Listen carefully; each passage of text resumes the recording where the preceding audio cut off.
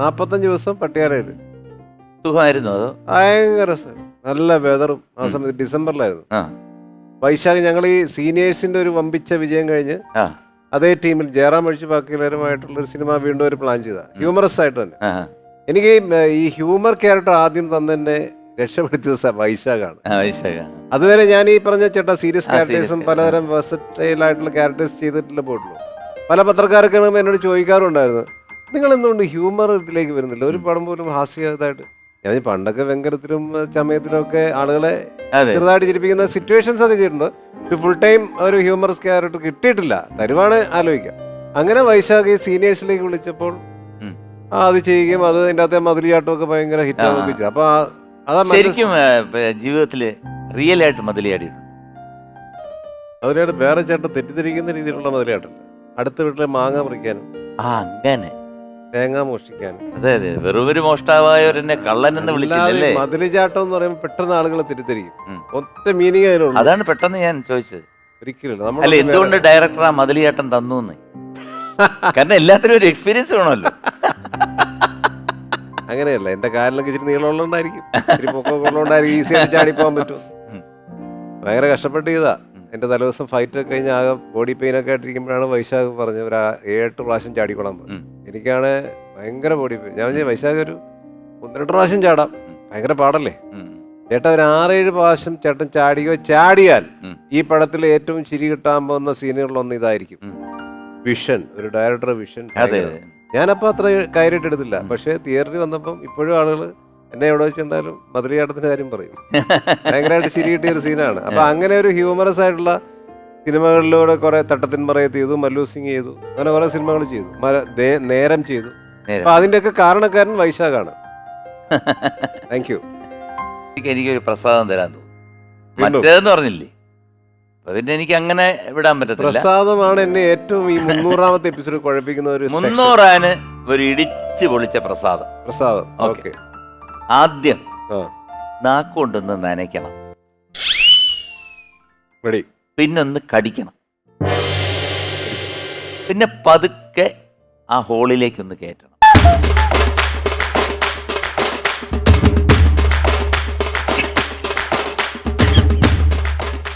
എന്താണ് പറയാൻ നേടാമാണോ?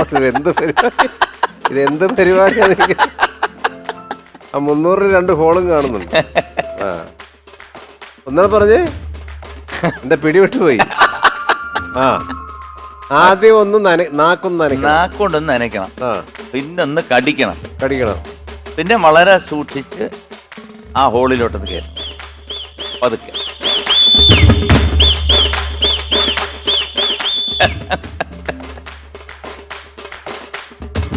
എപ്പ അകത്ത് പോയെന്ന് ചോദിച്ചാൽ മതി. അങ്ങനെയൊന്നും ചിന്തിക്കരുത്. 85 ദിവസം ഉറപ്പാ. 85 ദിവസം ഉറപ്പാ ചേട്ടാ. ഇത് ഞാന് കേട്ട പോലെ ഉണ്ട്. കിട്ടിയടാ പറയട്ടെ.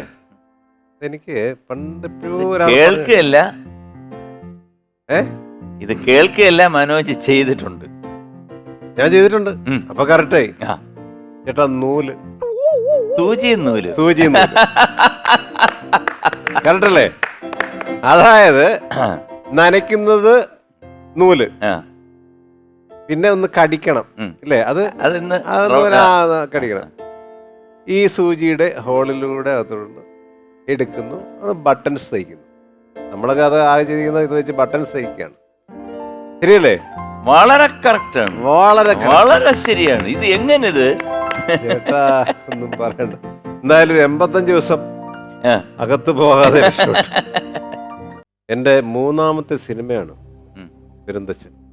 ഞാനിതിനു മുമ്പ് ചിത്രഭൂമിയിലൊക്കെ വായിച്ചിട്ടിരിക്കുക, എല്ലാം മേടിച്ച് വായിക്കല്ലോ. ഇത് പെരുന്തച്ചൻ മംഗലാപുരത്ത് പുരോഗമിക്കുന്നു. നമ്മൾ വായിച്ചു കിട്ടും. ഒരു കാലത്തും അതിൽ നിന്നൊരു വിളി വരുമെന്ന് നമ്മൾ ഓർമ്മില്ല. അത് MT സാറിന്റെ സ്ക്രിപ്റ്റ് അല്ലേ?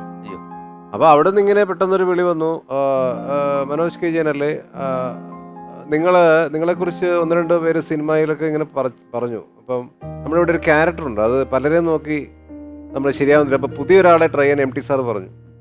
നിങ്ങൾക്ക് പറ്റുമെങ്കിൽ മംഗലാപുരം വരെ വരിക, പറ്റുമെങ്കിൽ എന്ന് പറഞ്ഞതിൻ്റെ കാര്യം വന്നാൽ ഉറപ്പൊന്നുമില്ല ഇത് കിട്ടുമെന്ന്. കാരണം ഇവിടെ അവരൊക്കെ തീരുമാനിക്കുന്നത്. നിങ്ങളവർ കണ്ടിട്ടില്ല, വന്ന് കണ്ടിട്ട് അവർക്ക് ഹാപ്പി ആവുകയാണെങ്കിൽ നിങ്ങൾക്ക് കണ്ടിന്യൂ ചെയ്യാൻ വർക്ക് ചെയ്യാം, അല്ലെങ്കിൽ നിങ്ങൾ തിരിച്ചു പോകേണ്ടി വരും. അതെനിക്കൊരു വലിയ വേദനയായി അത് കേട്ടപ്പോൾ. എന്നാലും അങ്ങനെ ഒരു വിളി വന്നതല്ല, അതിനെ നമ്മൾ ബഹുമാനിച്ചുകൊണ്ട് അമ്മയോട് മാത്രം പറഞ്ഞിട്ട് കൂട്ടുകാരോട് പോലും പറഞ്ഞില്ല. കാരണം തിരിച്ചു വന്ന നാണക്കേടില്ല. അതെ. കോട്ടയത്ത് നിന്ന് റെയിൽവേ സ്റ്റേഷനിൽ നിന്ന് വണ്ടി കയറി നേരെ മംഗലാപുരത്ത് പോയി ഇറങ്ങുന്നു. അവിടുന്ന് കുന്താപുരത്താണ് ഇവർ തമ്പടിച്ചിരിക്കുന്നത്, ഹോട്ടൽ ഷാരോൺ. അവിടെ ചിലപ്പോൾ മോനിഷ, തിലകൻ ചേട്ടൻ അവരൊക്കെ ഉണ്ട്. നമുക്കാരും പരിചയമില്ല. ഞങ്ങളിങ്ങനെ അന്തം വിട്ട് നിൽക്കുക അവരെ കണ്ട്.